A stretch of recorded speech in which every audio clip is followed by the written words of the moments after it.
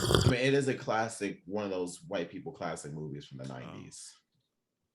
Because typically, what movie is it? 13 Going on 30 with Jennifer Garner. It's one of those first movies in the 90s when like she gets locked in the closet with her little crush on her 13th birthday. Why you do the mama? She's like, no. And it was the way that curl was shaking. Hey community, here's what's brewing today. Sex and cramps. Adele, 19 going on 30. And ask your auntie, my sister is so gay. So get your cups ready for Minority Report.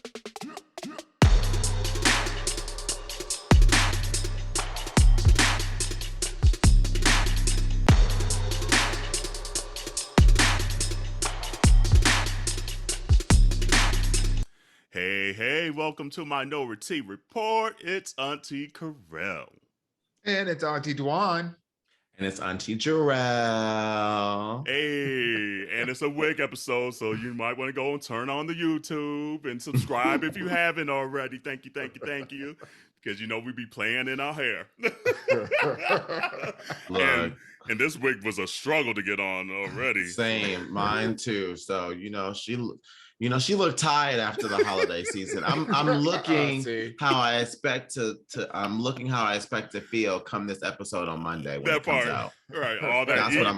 That's what I'm gonna look like. Your wig been eaten. Girl. Okay. No, the wig got the itis. It's gonna be itis. It's gonna be a mess like my waistline. Honey, the wig done got the itis. I know that's right. Do you ever graze by a mirror and catch an angle and you're like, ooh, where'd all that come from? You know Jerrell does. I don't. Because in my mind, because that's all I see. So I'm like, oh, look at my cute little booty, or look at this cute little thing, Only when I don't, on days I barely eat, then I'll be on my stomach, because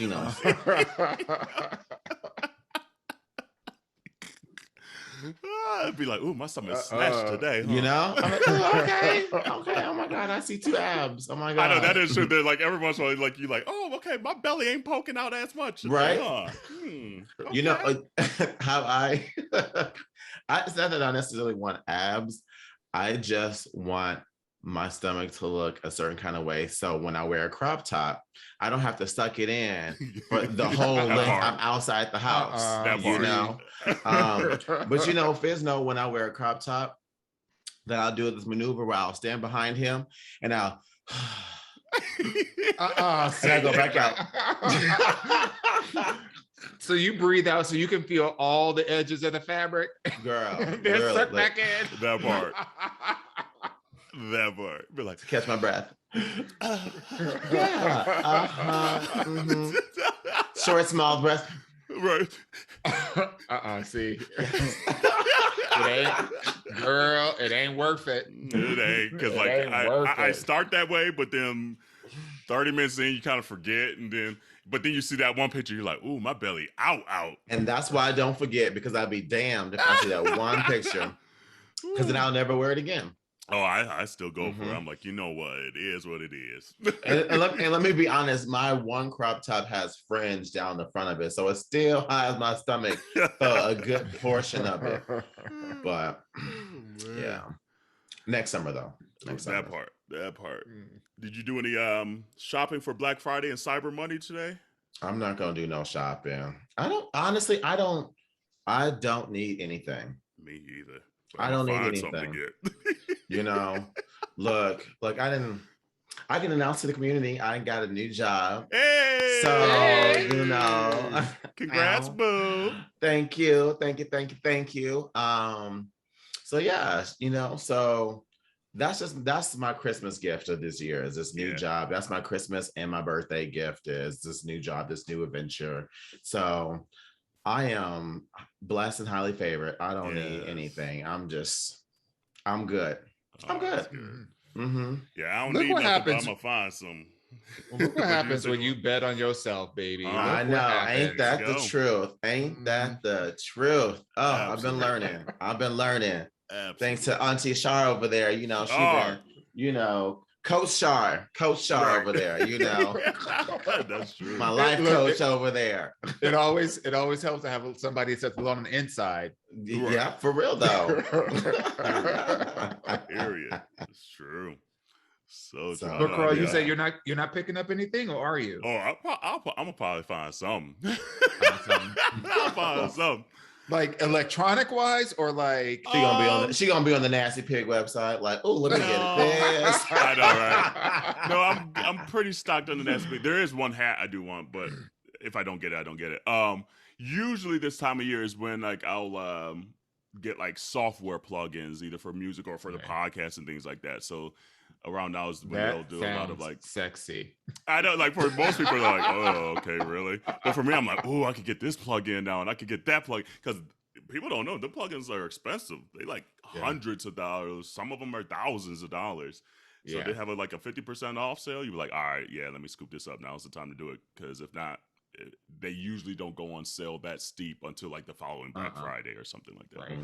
So I'll probably do something like that. I still got to do a lot of Christmas shopping.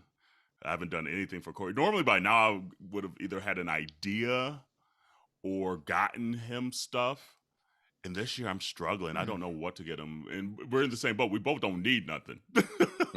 Yeah. So why don't you guys? Well, I know why you guys exchange gifts. It's like Corey's love language. It's his love language, exactly. So that's. I was like, I was halfway in this saying, and I was like. Let me show up on Christmas without a damn gift. Kerel will be divorced. That will be the gift. Exactly. I come back in the new year, be like, well, community, I'm going through a divorce because I did not get my husband a gift. That is not an option. But we did talk and say, we're like, are we doing big gifts? What are we doing? And he says we're not, but I'm fortunate this year because Fizz didn't want none for his birthday. So all the gifts that I was going to get him for his birthday are now Christmas anniversary gifts. So my work been done since August. You know, I've been set. So this is my meantime. You know what? I think I will buy myself something because we were on, was it the Hearts of Affairs, right? Affairs of the Hearts? Affairs of the Heart. Affairs of the Hearts. And when we talked about thongs, I think I'm gonna buy myself a thong on Black Friday. Okay. Yeah. Nice. What made you out the blue want a thong?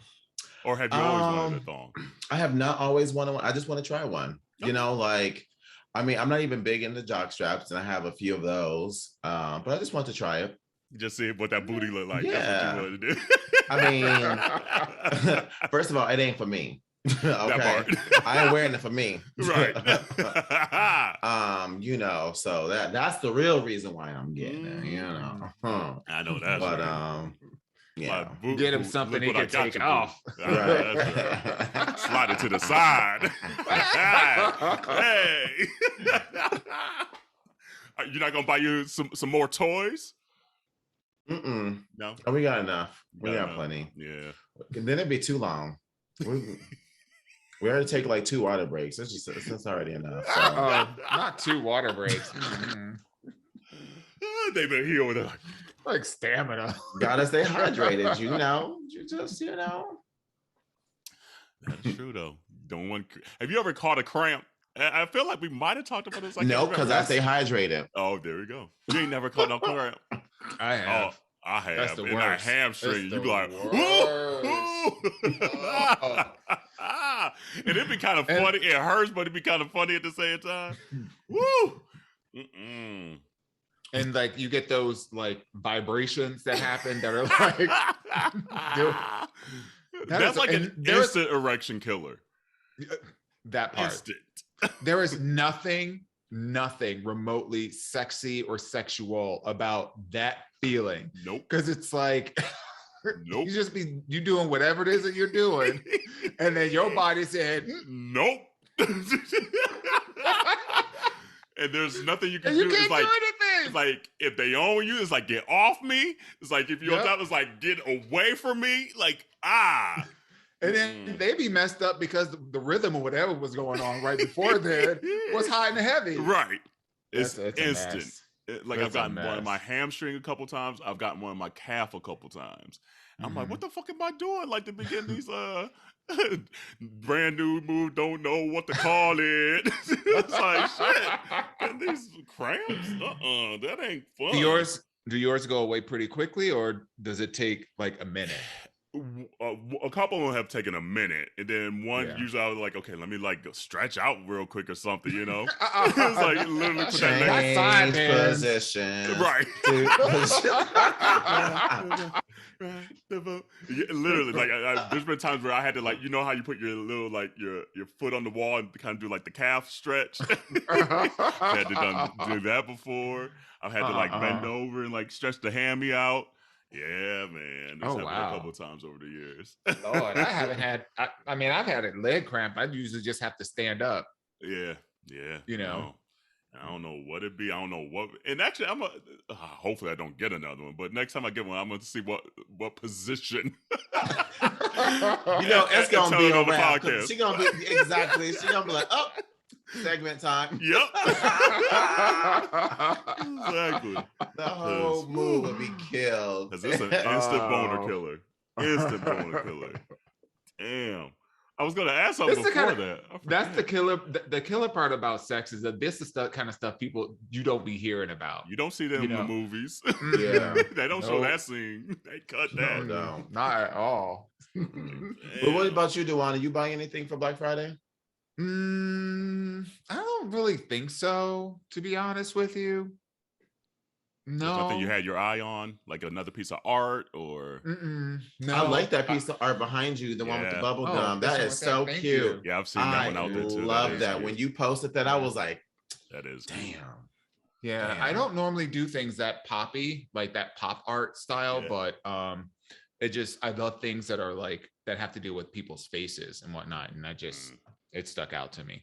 Yeah. So, no, not really. I mean, I'm in like, first of all, it's like the fall. So like, I'm getting ready for hibernation. I've been doing all kind of like home decorating projects and whatnot. I had art put up. I've had, a couple of things installed. Like, I feel like I'm nesting right now, which is a weird kind of feeling because, that's just not my vibe. But I'm like, if I see I've been looking at a lot of furniture stuff. I've been thinking about getting a new sofa. So like, if I see something, that's out there, like now's the time to buy. But no, I don't think I'm gonna get anything. Yeah. I know that's a very anticlimactic answer, right. But no. Oh, but wait. I know what the community could get. They could get some merch from MinorityReport.com. I do know that. Hey, I know that's right. Come on now. So if you haven't already, those that have, thank you. But if you have it, MinorityReport.com.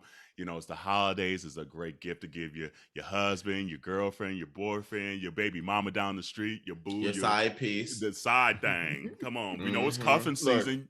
Get them a sweatshirt, cuff up. You got a cute blanket too. Sure do. Come on now. The wash your hands, wash your legs, wash your ass is it's the everything gift. It is like that. I can't. Every time I wear it, every time. People are stopping me in the streets. Where did you get that sweatshirt? Where did you get that? Minority Report right here. So we were recording a little later because I had my doctor's appointment. That's why I wore it to the hospital, and they were literally dying. So many people were like, "Where'd you get that from?" I was like, oh. So it's actually part of my merch for my podcast. I have the crew neck one up, like the crew neck sweatshirt one, and that might be like my favorite sweatshirt now. That's what I have. This one too. I like this one too because I like the pop of purple. But the the crew neck. I got in that navy blue. I'm like, this is fire right here. Not to toot our own horn, I mean, but in the spirit of gift giving, head out to our site, MinorityReport.com, and get yourself some gifts. Right, buy you a few things. Treat yourself. Shoot, that might be our new commercial. Come on now. Treat yourself. You were about to say something though. I cut you off when I was going into MinorityReport.com there. Girl, I started playing with my hair and I forgot. Did y'all watch the AMAs, American Music Awards? I did. Parts of it. It was okay.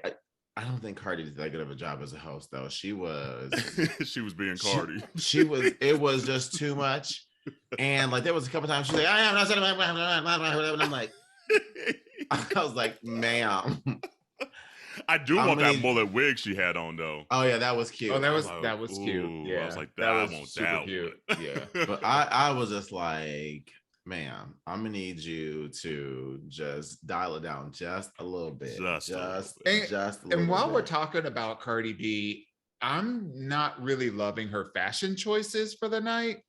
I know there was a lot of gaggery or whatever, but like I feel like for a lot of them, like the clothes were wearing her. Like there was a lot of fabric, like unnecessarily. And it, in my opinion, it made her look bigger than what she actually is. Yeah. You know, so I was just like, I wonder if she had like some insecurities because she just had that baby. And it's like she was wearing, she was like covering up more than she normally does. So I wonder. I think so. Yeah. That's what I got from it too. Yeah. I think that was kind of it. It was just a little.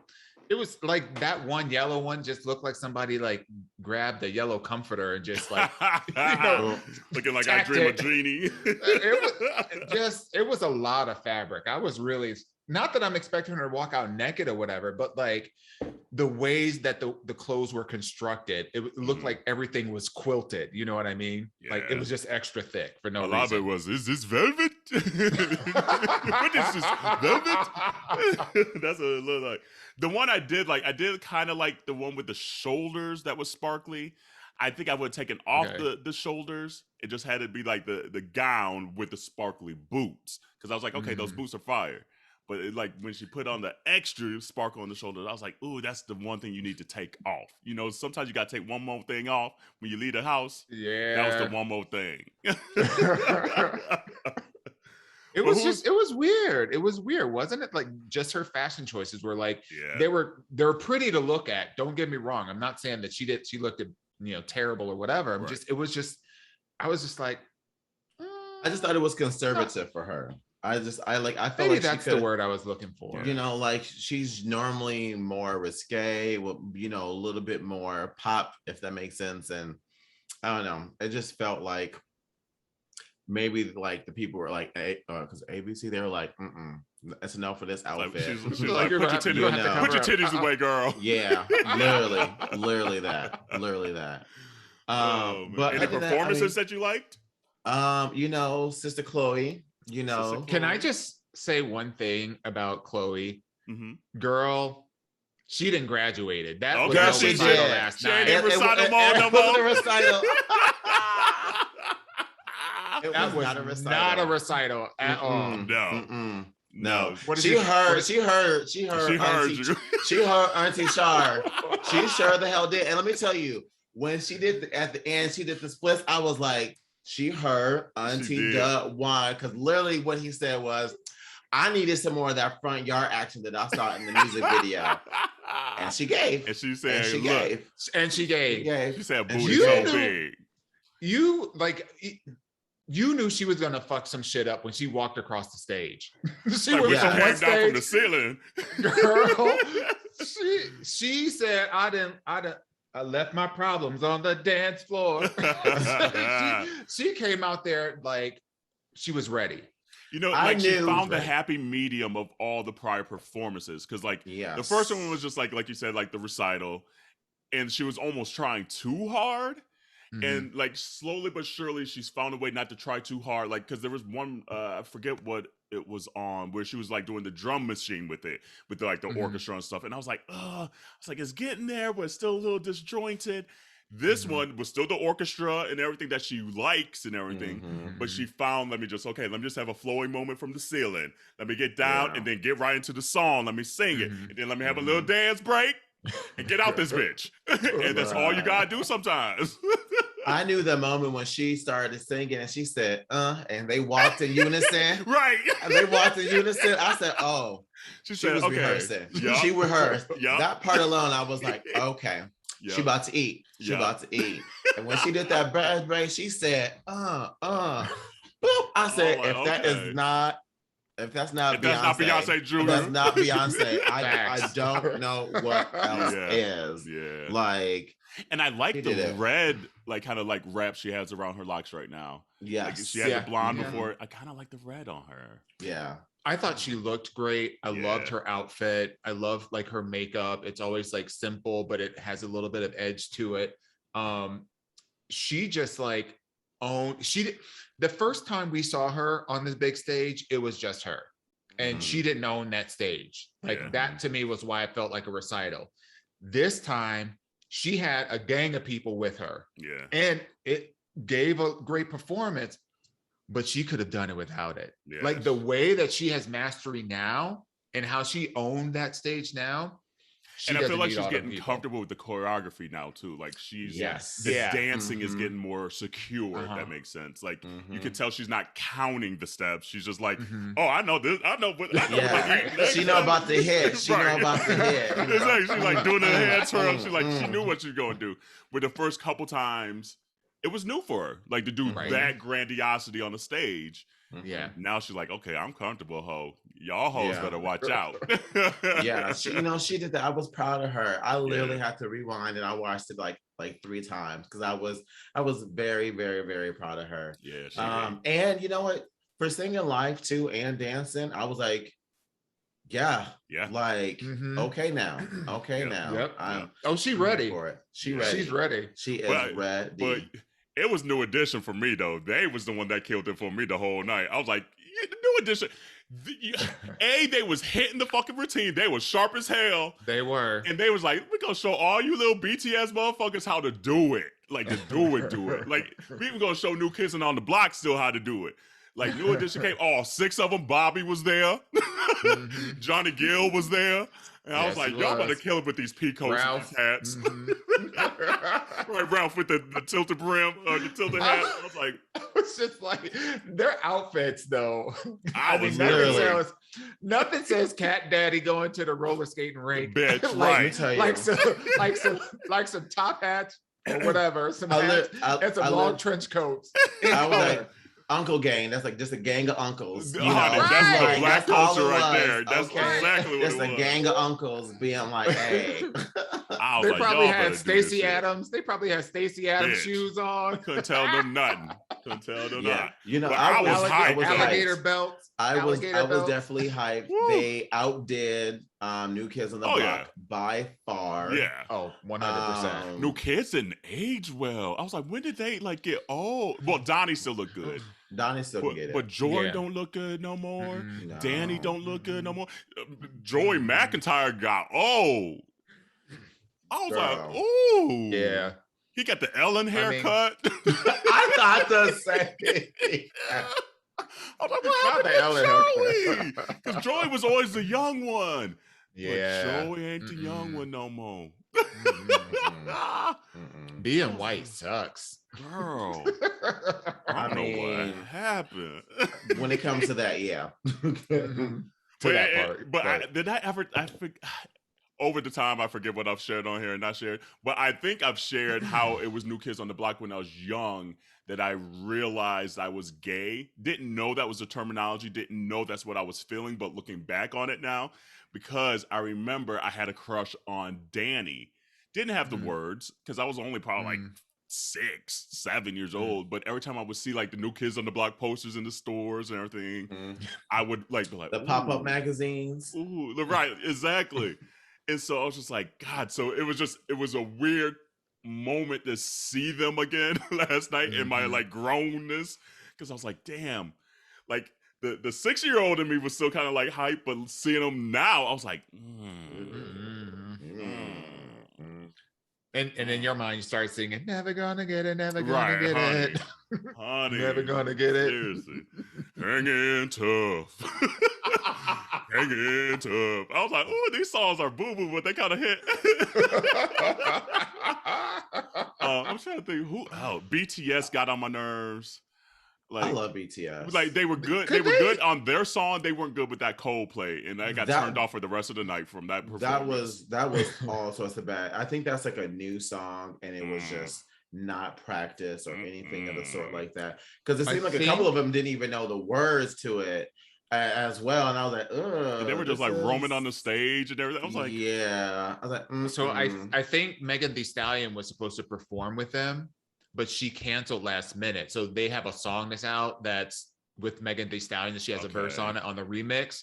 And so they had a last minute change, and then they brought whoever that Chris guy Martin. was. Yeah. Yes, they brought him they in. find a way to stay in here, don't they? Sure do. I mean, they always available. They always find a way, and they always come up with like a little hit song somehow. I'm like, I love Coldplay. Yeah. I'm like, how are they still here? It's interesting. I listen. I'm mad I didn't go to their concert. I've been wanting to see Coldplay in concert like for the longest time. Yeah. I just want to do some fucking shrooms and be high on my mind at a Coldplay concert. I really do.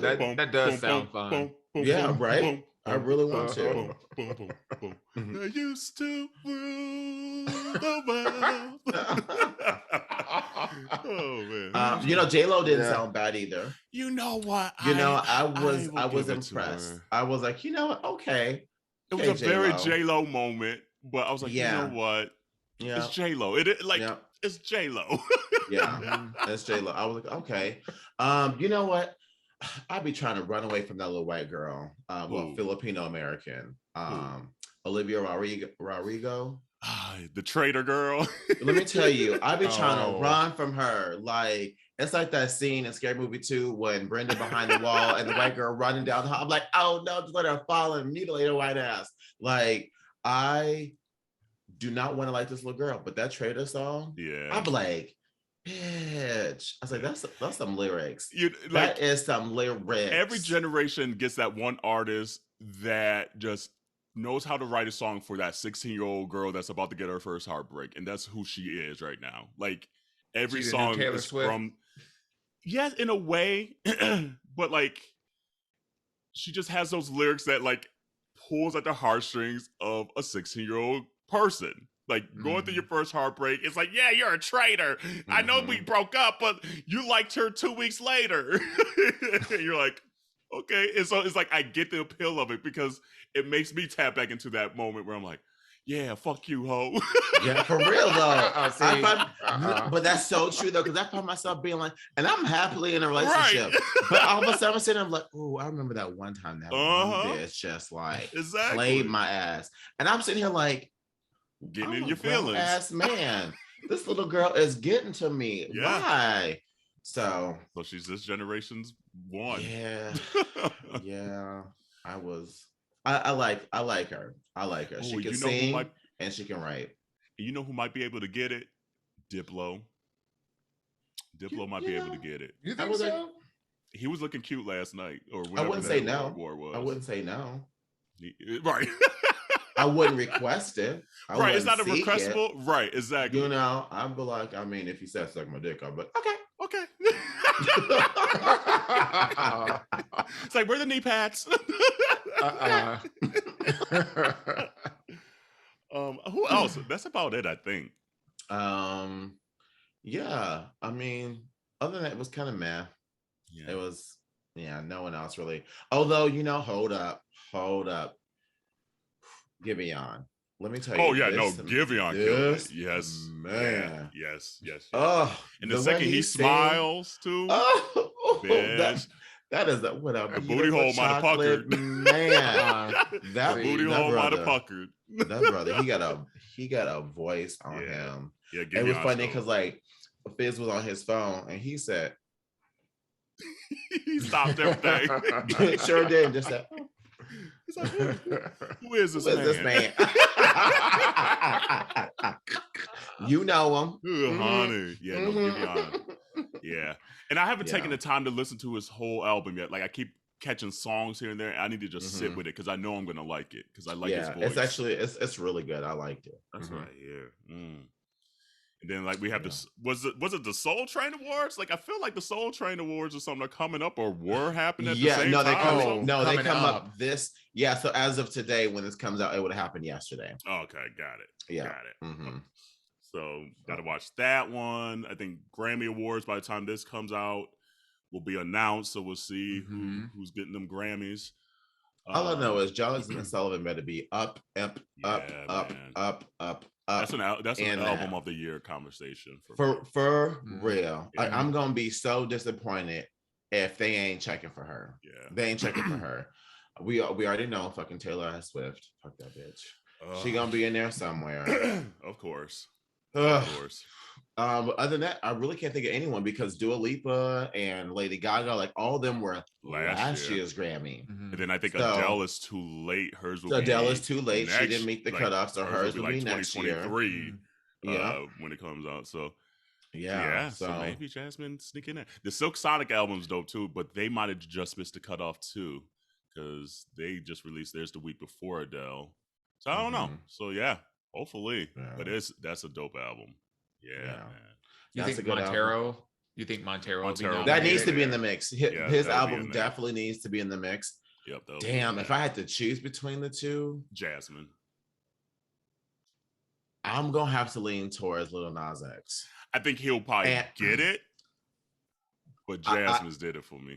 I think the reason being is because what makes Jasmine's for me is like the interludes that go into the songs that give context to the songs, like truly really breathe life into that album. Yeah. But Lil Nas X though, he gave you a lot of versatility up in that album though. And I think he did a great job being like, this is who I am. Like I finally felt like I know who he is as an artist. Listen to the album. Like the picture was painted and it was clear as day. Yeah. I think he'll get nominated and he might just take it home just because he's had a massive year. So the train and the movement's already behind him too. But I don't know. Sometimes the Grammys that would be a huge moment though. Hell yeah, it would be. If that happened, that would be a huge moment. For Black queers, come the fuck on. Hell yeah. And just for authenticity and being yourself. Huge moment. But then there's always that chance for it to be like Bing Crosby wins. You're like, where the fuck Bing Crosby come from? I'm still mad. Who was that one girl? No, for real. I remember there was one girl who won over somebody, and I was like, did she win over Beyonce? No, Adele won over Beyonce. No. Oh, you mean for the Beyonce album? Yes. I forget who won. And it was like some weird ass person, like a jazz musician or a classical musician or something. Oh, not Bon Iver. Was it Esperanza Spalding? Yes. And I think that's who it was. I don't know if it was the album of the year, but it was like another high profile moment or something like that. I think it was album because it's the only way that they would have been in the same category. How would Esperanza win album of the year? But I do recall she did Esperanza. Yeah. Spalding. I mean, and she's dope, but like, I mean, come on. But Beyonce? Right, exactly. Like, Beyonce? Tiffany Pollard. Beyonce? Right. Beyonce? And then that one year that Beck won it, and we thought like either Kendrick was gonna win or Jay was gonna win or like it was like all these dope artists, and then Beck's another great artist. However, that year? No, that was whack. That was whack. That was such a whack decision. So we'll see. And they tried to justify it being like, oh, he played all his own instruments and like did all this other stuff behind the scenes. And I was like good for him. But that don't make the song better. Like if anything, I'd be like, damn, you did all that for what? Because your shit didn't sound better. So it wasn't Esperanza because I'm not seeing it all her Grammys that she won. But I do recall it was a weird one that it was a weird person that won that. And I was like, Alexa, where you at? Smithy, where you at? Smithy been MIA, by the way. We got to put this as a little teaser. Smithy, where you at? Where you at, girl? Yeah, you still listening? We need to get that trending. We need to get that trending. Like we got a home girl from China trending. Right. Let's get Smithy trending. We need him to have a press conference with the IOC and the government. Oh man, what y'all think about that new Adele? Dawon, did you listen? No. I was gonna say I don't have a lot to contribute. I heard one song and that was it. I heard it was a no for you, dog. Like it's not as good as the other albums. Honestly, really? I feel like she gave us an album just to give us an album. Oh, really? Oh, wow. Like honestly, I really did. Wow. But and hold on, let me take it back now. I felt like she gave us an album that was for her. Mm-hmm. It's not for the mass, if that Right. makes sense. Right. Because the lyrics to a lot of the songs are like she's singing straight out of a journal. Yeah, like they are deep. They are deep. She is literally singing her life, and I felt like it was just it was a therapeutic project that was meant to help her heal, and it wasn't meant to be something that's to capture other people, if that makes sense. That is so interesting, because I was thinking the opposite. It's my favorite Adele album. And that's hard to say, because like, you are the first one I have. It's my heard favorite Adele album.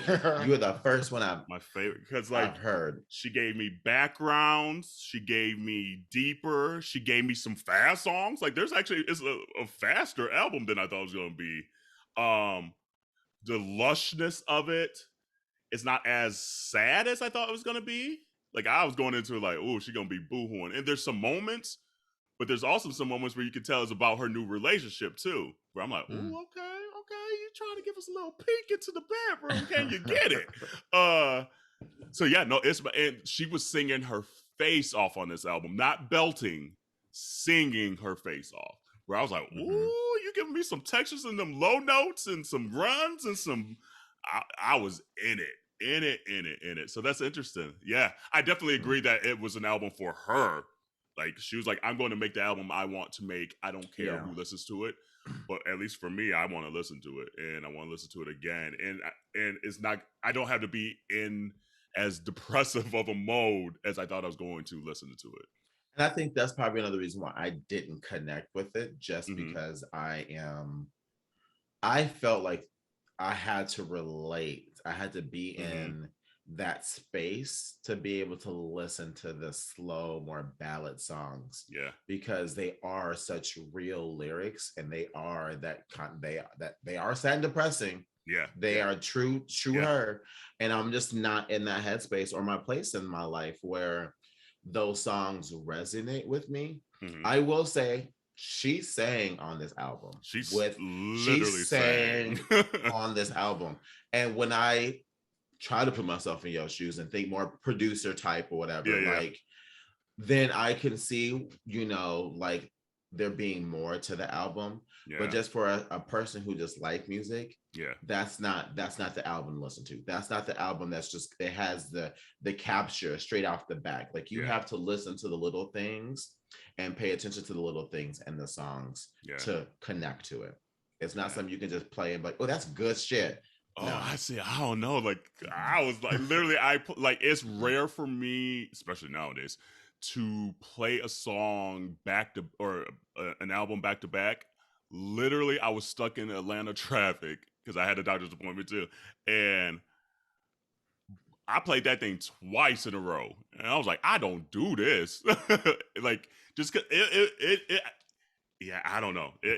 At least at this point, and it might be just the freshness of it because I was just about to say, I wonder how long that's 25 was like just so massive that like it kind of almost wore the world out. So maybe it's the freshness of it, but it'll be interesting. I'm gonna give a report card again in 6 months to still see if I feel that way. And that's the thing. I don't think it's gonna last as long. Like honestly, like I don't think there's a single song on there that's gonna be like as big as Hello, Rolling in the Deep. We could have had Hold it all. On song might like that whole song. I feel like that Hold On song might be like the Winter Olympic song, and we're gonna hear that shit. I can see that. I can definitely see that. Yeah. But I just like those other songs though were songs we heard in the bar, in the club. We ain't hearing no songs on this Adele album in no club. There's not a single song on there that's like we were rolling in the deep in the club, girl. Like we were like we could have had it. Yeah, it's definitely not like, I think she purposely didn't go for those massive sounds on this album. I agree. Yeah. So I don't know. I'm glad to hear her. I'm glad that she, lost the weight and she can still sing. I know it's not like the that big ABC special. Or was it ABC when she did her special at the in LA or whatever? Yeah, at the Griffith Observatory. She sounded phenomenal. I was like, I am here for it. And I've seen her live, and that's exactly what she sounded like. So that's what made me be like, okay, you know, Like, it's not a big Luther, little Luther situation No, for it her. ain't. Like, she still got all of it. Exactly. She still got all of it. That's true. So, That's true. yeah, but I don't know. We'll see. I just don't think a year later, I don't think she's gonna be nominated for anything. I think it's gonna be nominated for Album of the Year, and I think it might win. I truly do. I can see in 2023, but... and that's what I'm saying. Like, I just can't see that happening in 2023 because I don't feel like there are enough songs in there that are gonna be big enough. Like, Easy on Me was what she did to get the hype now. Right. Maybe Hold On, but I don't think there's another song on her that can be released that's going to sustain her all the way to the Grammys. Really? That's Not for a year for the next round of voting. Think, like Easy on Me is halfway out the door. Let's see here. I'm trying to see. Woman Like Me, maybe. To Be Loved, maybe. Cry Your Heart Out, maybe. Oh My God, maybe. Is Oh My God the one that's kind of like the soulful, like the claps? Yes, that's that Oh My one God. Might be on there too. I don't know. I think it's a dope ass album. But I don't see people grabbing to those songs like they would, like how other artists are coming out with music, if that makes sense. Like, and she even just came out with the interview too, that she literally said, she's like, I didn't make this album for like that popularity, you know, for like the TikTok or anything like that. She's like, I made the album for people in my generation. Yeah, so that was a good interview. You know, that was a really good interview. But that's the thing though, unfortunately, that TikTok, like that's how that's how you start winning a lot of these awards these days, because that's where your streams and your notices go up. So I just don't see her blowing up outside of just being Adele. Yeah, I don't know. I beg to differ, but we'll see. We'll see. Yeah. It's only time can tell. Listen to the Silk Sonic album. That's another. I did. One. You recommended it, and I like it. That's a dope album. So much. Bruno singing his face off. Bruno his face off. He did. That little man. I like that album a lot. I was kind of hesitant because I don't know. I just feel like I've had almost enough of Bruno Mars. You know, like, because little nigga everywhere. Like, he is. Everywhere. But I'm a huge Anderson .Paak fan. I've always loved me some Anderson .Paak. I'm glad it shined Anderson's abilities as well. Like, It's not like Bruno overtaking Anderson. Like, it's pretty down the middle. Yeah. And they both have their little like style and cadence and all that stuff. It's a dope album. It's dope. Yeah, it's a good album. I definitely like that. So that'll be up there. But sorry, Dawon. Dawon's like, I don't know. I ain't listening to none of this. She's like, I'm just gonna sit here with my pretty hair. So okay, let's talk about something you do now. So we talk about Insecure. Yeah, we can do that before AYA. Yeah. So how'd y'all like the episode? I liked it. And again, I think I explained it last week's episode. I'm just liking the simplicity that they're not saying we gotta do some grandiosity moment. I guess Molly's mom having spoiler alert. Right. But I guess maybe Molly's mom having the stroke is maybe a grandiosity moment where I'm like, okay, are they starting to reach a little bit? But it shows the health of, I guess, at least Molly and Issa's relationship. But then just when they took her family into that room, honey, I felt, bitch. They were like, that was. And the look that the two families gave each other is such a real ass moment, because we've all had moments where people have mistaken black people, and you look at the other black person like, it's like these motherfuckers mistook us. That doctor was adamant too. Like sometimes after a stroke, you know, your body changed. He was like, "You think I'm that?" Wait, why the son said her dressing wasn't the best, but I didn't mean to hurt her feelings. He's like, and I meant it. He's like, it was for real. And then he's whispering in her ear, it was the best paprika you ever used. It was enough paprika. Right. It was the best dressing you ever made. I was like, I'm so done. I fell out. That part was too funny for me. But like, just even like the simplicity of just like Issa and Nathan, and Nathan walking out in his underwear looking cute and shit. I was like, come on, Nathan, hey, buddy. I don't know. I just like the simplicity of the season that is not trying to go over the top for me. So yeah, like I mean, I feel like every season at the halfway point, because we're at the halfway point now, they always have that one episode where you could tell you're at the halfway point, and I felt that this was that episode for sure. But it was funny. It was probably the funniest episode of the season. Yeah, it's my favorite of the episode of the season so far. Yeah, I loved I loved everything about it. Like even from where Issa was like, I'm trying to take things slower this time, and he was like, so fucking on no Ferris wheel on the second day ain't taking it slow. She was like, you right. You right. You right.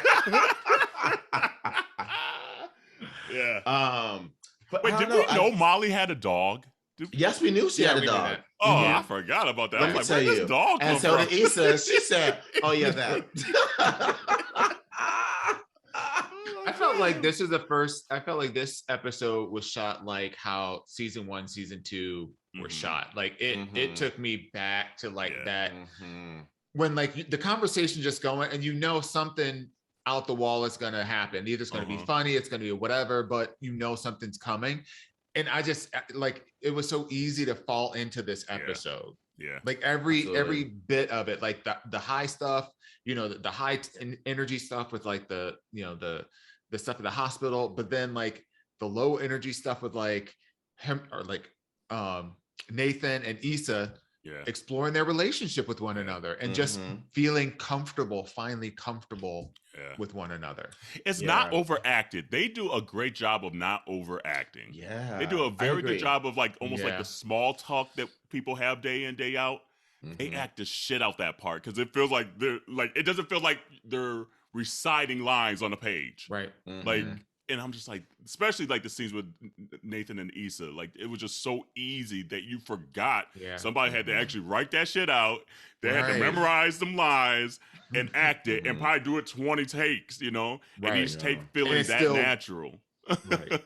So that's why I absolutely thought they nailed on this particular episode. I love the little moment in the bathroom with Molly and Issa too when Issa put on the dress.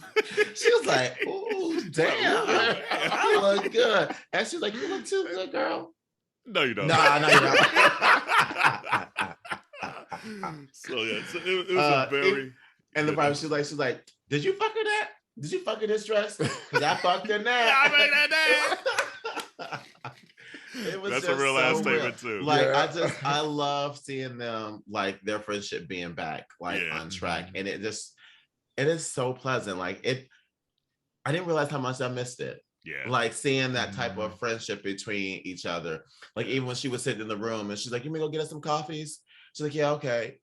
And then Molly was like, "I'm not getting it back." No, you're not getting it back. Exactly. You already knew. Those moments that I adore of this show. Yeah. And I also loved Betty, can you text the prayer?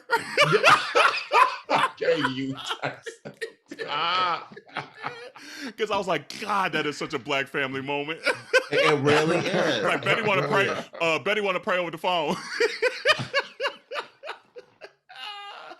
Yeah. And I also like the dynamic too of Black families in hospitals though. Like that's one thing that I thought was underlined, that was very subtle is just, Black folks in healthcare, like the fact being that she had a stroke already and they didn't even know. Because you got to be strong. Those are the type of things, you really don't talk about until it's too late. Yeah. So I really just like that little lesson in there about, like not waiting to the end. And I kind of felt sad because, like Molly was trying to get them to get their estate in order and stuff like that too. Yeah. So. But it's interesting how they still, go ahead.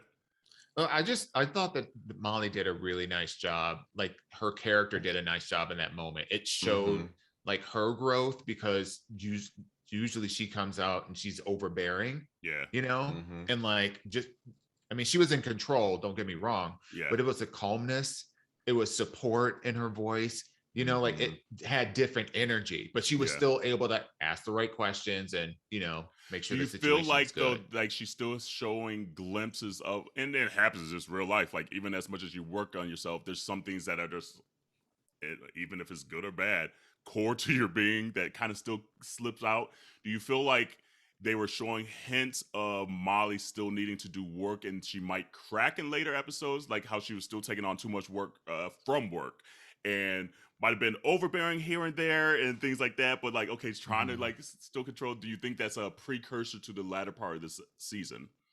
I kind of think so. I mean, honestly, like as much as we've seen growth from her, I think she's gonna have another low. Yeah. Like, because I think she's too focused on doing the work that she may be overdoing it, if that makes sense. Like she may be missing the point.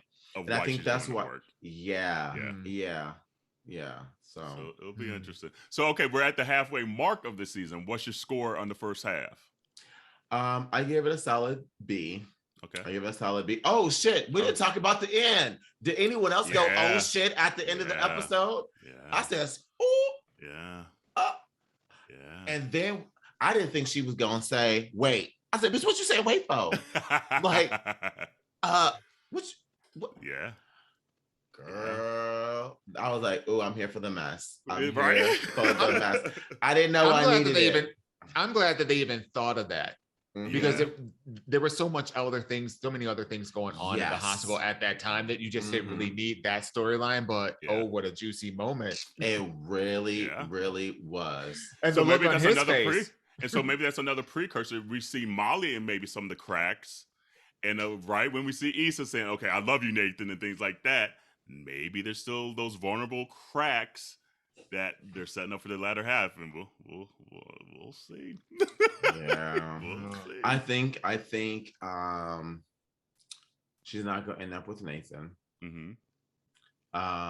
Just because I like they showed that him taking his medicine too. By the way, I like that. That was just like a little something, but I was like, oh, that's dope to see. He's taking care of himself. Yeah. By the scenes of next week's episode, I don't think Nathan and Issa are going to survive after next episode. I think it's going to be grand opening, grand closing. And because, I mean, first of all, you ain't looking at no other dude like you did with Lawrence. And you said, I love you to another nigga? Like, you got some shit to figure out, girl. You got some shit to figure out. Because it shouldn't be like that. And he didn't say I love you back. Did you catch that? He didn't say I love you back. No, he didn't. Yeah. So that's a whole nother thing. So maybe wasn't he's still it interesting? Himself. Wasn't it interesting the dialogue they were having at the beginning where she was talking about like all these things that actually apply to herself? Yeah. And both of them, Molly had a couple of moments too where she was saying things and they were kind of giving her that look like, well, bitch, yeah. Like, apply that to your life. Exactly. Exactly. So, Dawon, what's your grade for the first half of the season? I'll say a C. Okay. I'll say a C. Yeah. Okay. It's not where my expectations were, and that will be an A. And I would feel so. Like right, because what else would it be?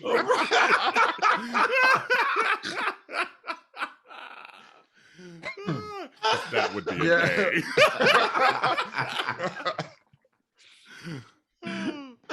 So yeah, like I think it's not lived up to my expectations. And then I wonder how much of it is like artistic choice versus I'm just not resonating with some of them. And there was like a couple of other things, like, the fact that we skipped so much time, and then we apparently skipped over a lot of what they could have been working through, and Molly cutting her hair, and that was never addressed, still has not been addressed. I would say C. I would say I'm probably like around that B plus, probably like an 87% B plus, where it's like it's on the border of a B.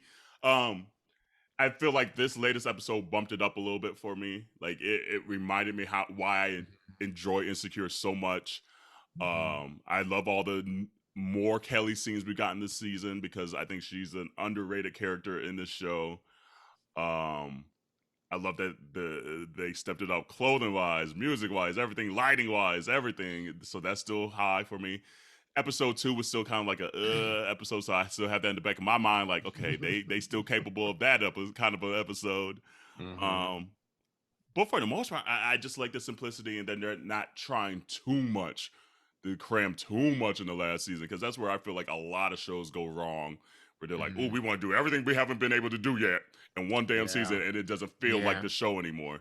So at least it still, for me, feels like Insecure. So we'll even see. from a writing standpoint, it's the final season, and yet I don't feel like, based on the episodes that I've seen, that these were written for a final season. Got it. Yeah. You know what I mean? So that, and maybe that'll change. Maybe that's been like, it's the like the faux insecurity, you know, inviting us in and saying, okay, well, we're not going to do that much to you. Come on, baby. Come on this side. Because they have said in like the interviews that we're not going to like this last season, the ending. So I'm like, what they about to do to us? Yeah, they said, because they were saying that like they thought it was a great way to wrap it up. They were like, they did it justice by the characters, not the audience. Right. So I'm like, they're about to make us mad about something. So, but all right. In the meantime, we're going to take a little quick tea break. We interrupt this episode for very important information. That's right. You've been asking for it for a long time, and we have heard you. Yep. It's been a long time coming, but it's finally here. Yo AunTeas got merch! Hey! That's right. You know what? We got tees, we got long tees, we got sweatshirts, we got fanny packs, there's just a whole gamut of stuff out there. So go and check that out. We are so appreciative of your love and support, and we are so excited to launch it. Girl, where can we find this at? Ma'am, they can head right over to minoritareport.com to check out the selection. That's right. That's MINORITEA report.com. All right, ladies. What time is it? Ask your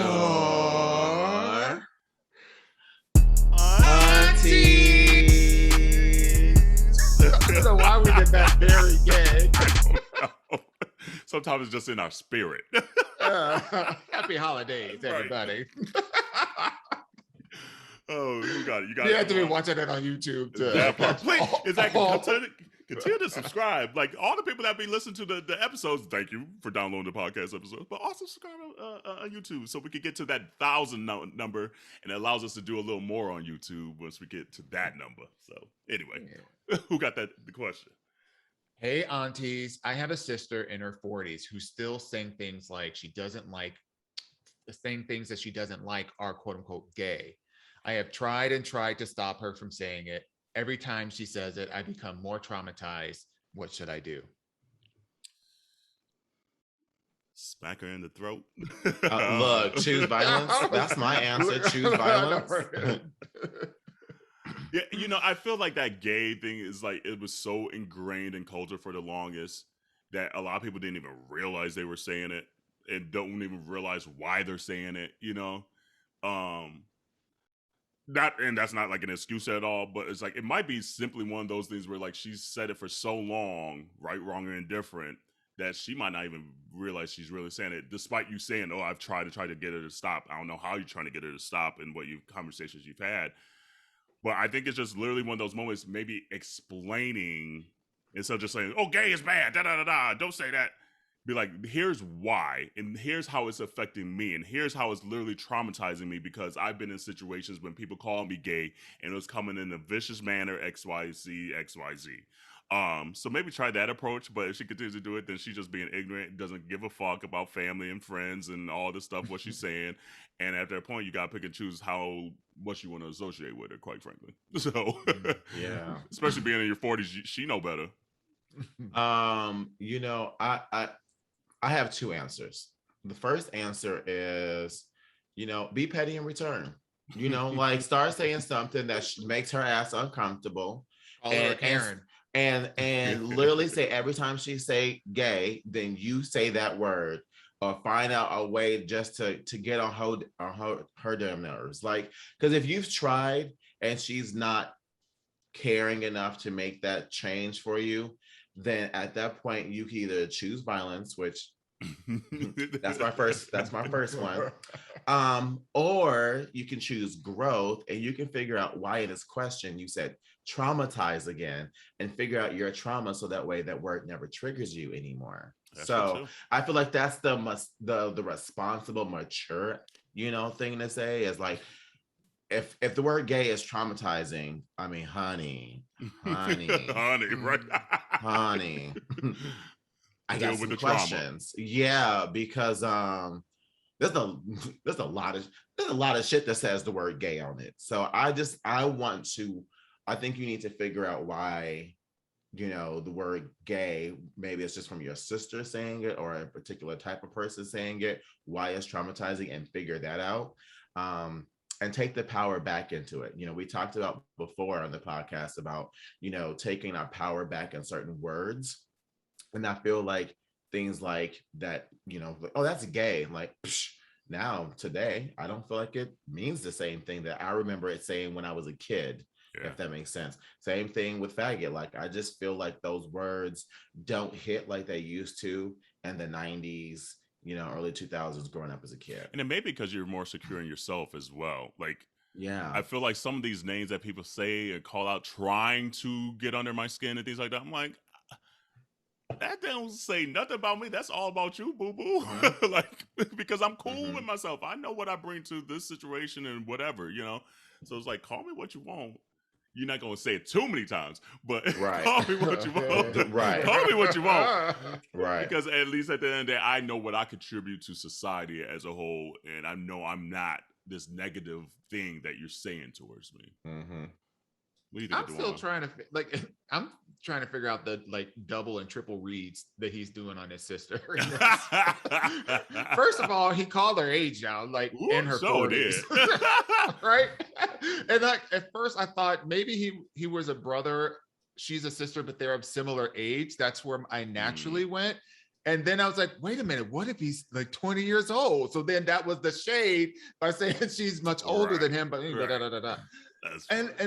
And then this whole notion of saying that's the phrase that she uses. Like, who's calling stuff gay nowadays? 40-year-olds? No, just fair.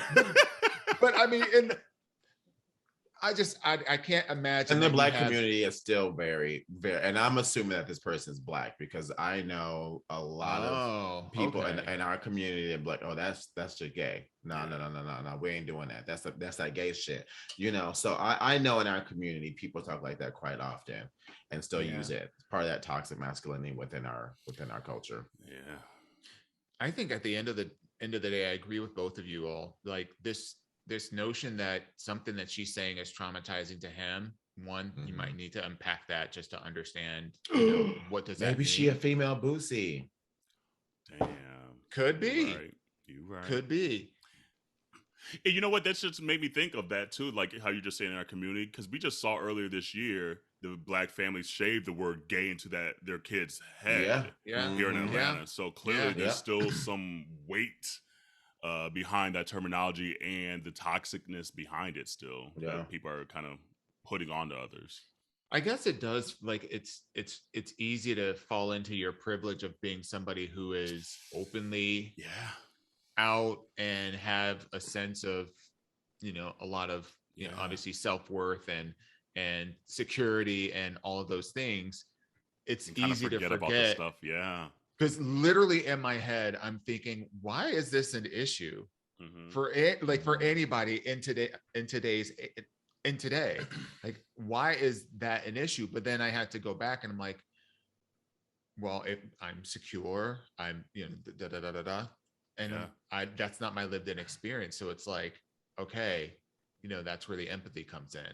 Mm-hmm. And we're also in a place too where, well, I'll speak for myself.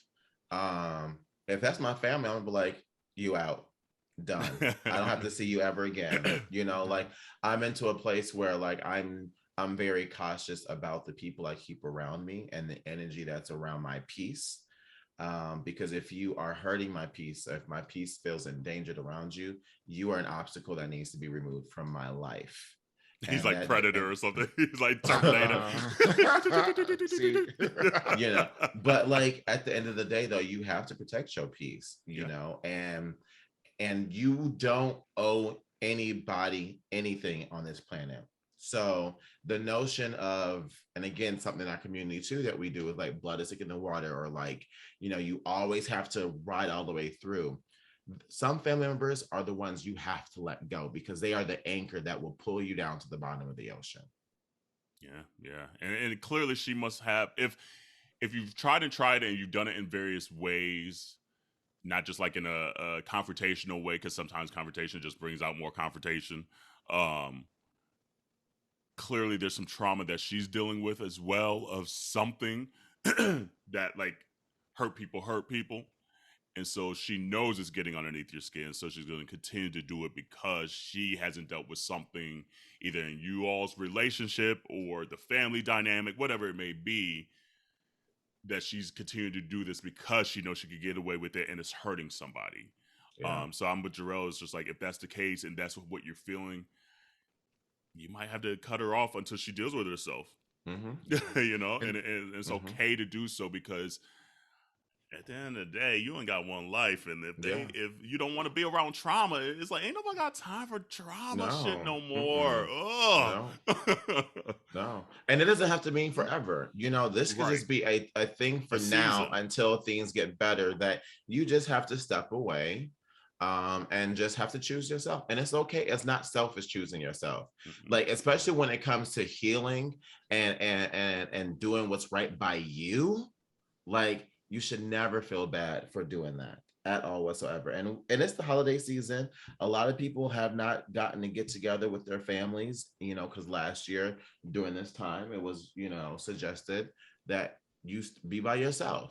So for anybody out there that's listening and you about to be around family this holiday season, that peace that you found being by yourself this last year, make sure that you're not sacrificing that just because you want to be around your family. Like you learn some things about yourself in that isolation, and you make sure you carry it. Don't forget what you went through. That's a whole word. That is a word. So be safe out there, especially during this holiday season, like you just said, and continue to send your Ask Your Aunties to us, aya@minorityareport.com, or DM us.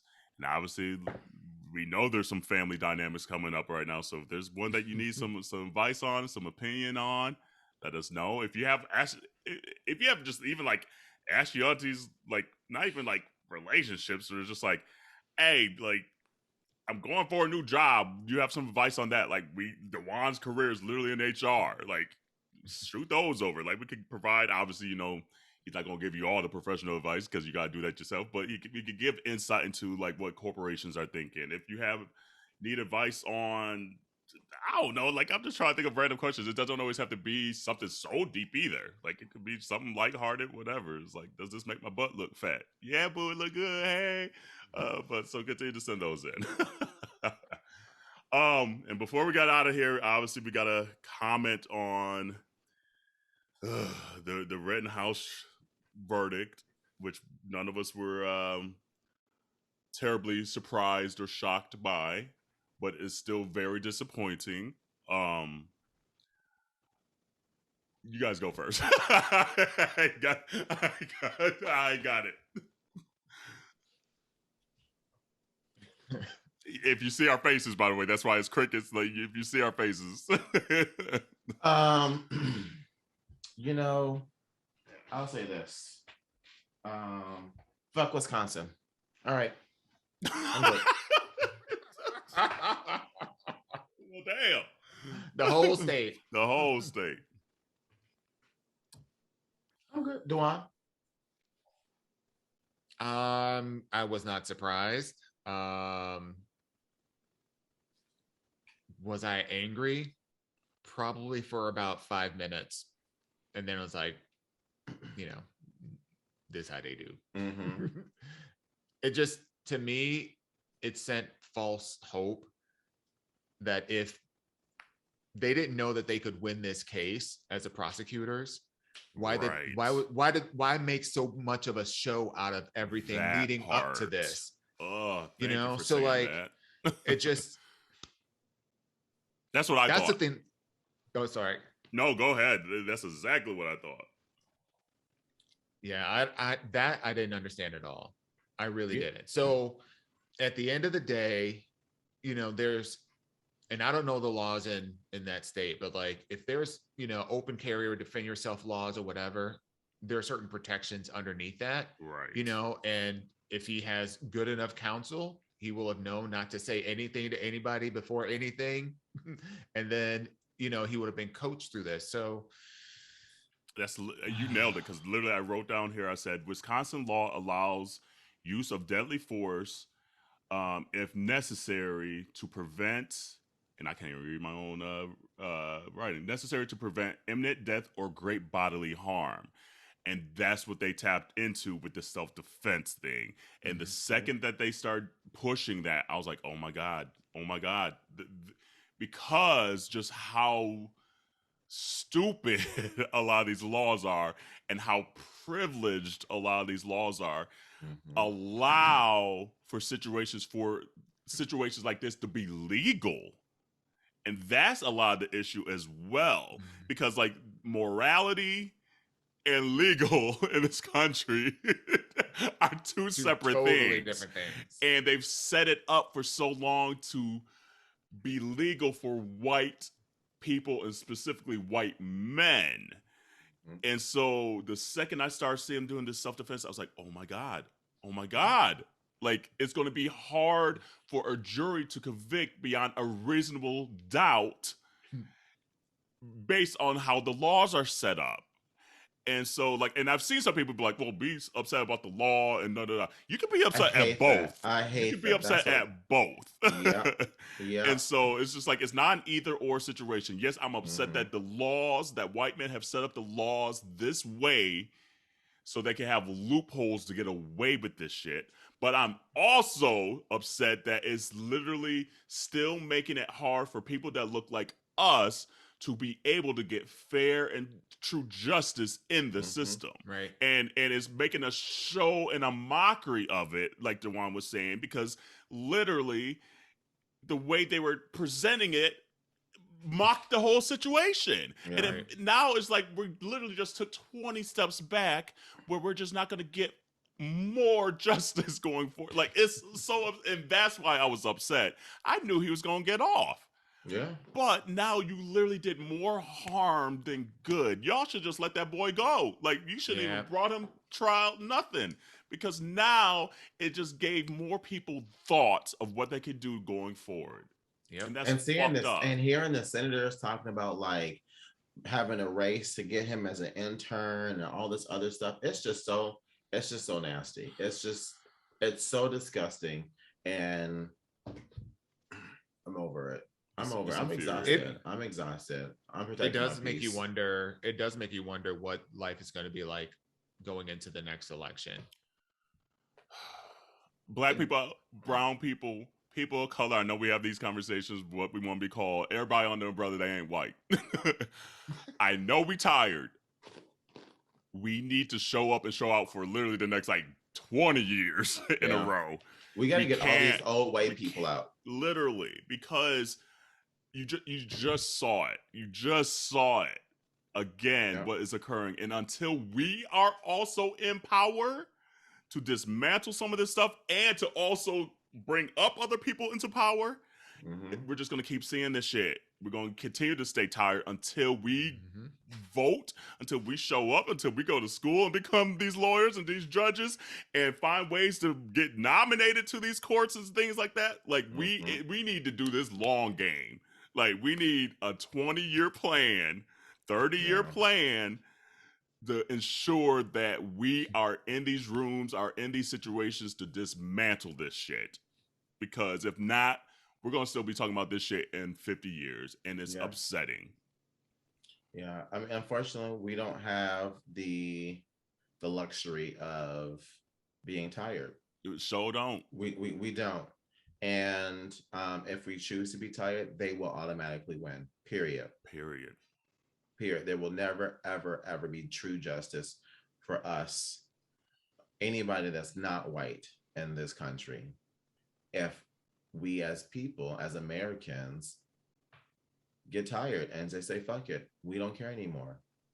Because as soon as we start saying we don't care, they win even more easier because of the fact that the laws already protect them and they built laws to hurt us easier.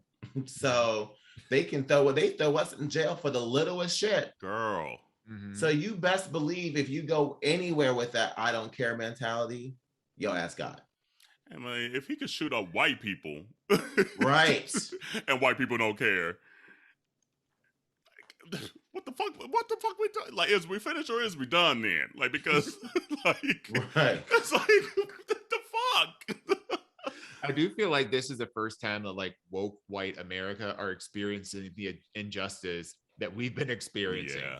Like, yes. I think before they were like, they could empathize with like, you know, Black plight or whatever and want to help, but they're like feigning this, oh, I'm woke, I know what it's like. And now they're actually seeing in real time in their face, you know, with not just not black on white or white or black, but like white on white. And this thing happens. Yeah. And so it'll be interesting to see how this thing shakes out.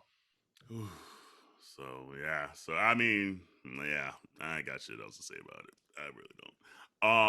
Can I just say one more thing though? Can I just stop seeing his face everywhere? Because Lord, everywhere I go, it's like its face is on. It's on Instagram. It's on every little news feed or whatever. And I'm like, oh, I'm so sick of this. He gonna cross the wrong person though.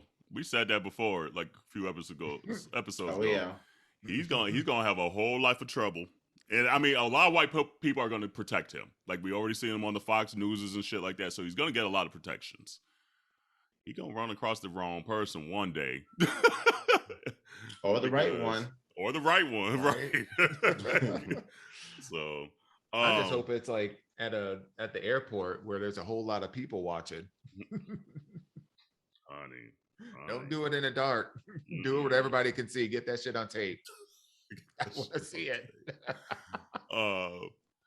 And sorry to the families that went to that Christmas parade in Wisconsin. Just going through it, man. Like, to see that dude speeding through the parade route, like, I was like,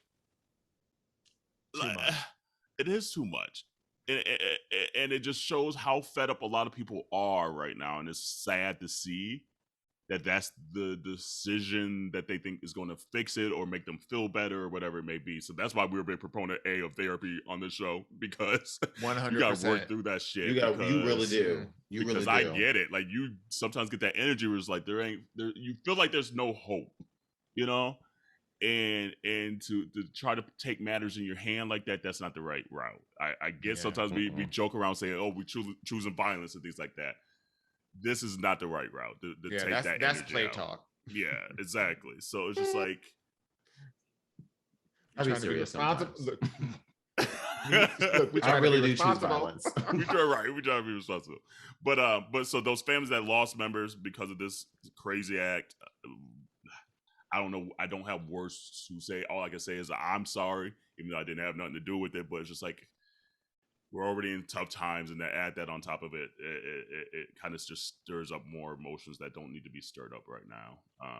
So. Yeah, it's definitely sad, especially going into the holiday season and stuff like that. I can just only imagine just how hard that is going to be. People are out there with like their baby show, like you know, Christmas parades. It's like you there was everybody and grandmas. There was like a march for like grandmas out there and stuff like that too, like doing like the little parade march and stuff like that. And I was just. It's sad. Much. Too much. It's like you can't even just enjoy simplistic shit no more. So yeah, hang in there for that community. Because I know there's just a lot going on in Wisconsin. What else? Mayor race this week. Vote. What day is that? 11:30. So November 30th is the last day to vote for the mayor runoff here in Atlanta. So yeah, I don't know. Anything else on your hearts and minds? Just be blessed. Booked and blessed and busy and highly favored. Yeah, be blessed. Right. In abundance. In abundance. In abundance. Limitless. Get you a couple wigs. Come on now. Community, send us some wig pictures. If you out here listen to the episodes and wigs and stuff with us, maybe that's what we should. We probably owe you with like another kind of gathering. But A wig party. another little wig party. But if you just pop you on a little wig during listen to this, let us know. Snap a little picture and we'll post it on our stories and everything. That'd be kind of cute. See all the different wigs out there. And then if there's a wig company that want to sponsor us, come on, we'll pop a wig on if they look cute. Make sure it look cute. Yep. But you want to sponsor, get some airtime, let's do business. So, but anyway, I guess that's it for this week. And continue to wash your hands, your legs, and your ass. And we'll see you next week. We love y'all. Bye, y'all.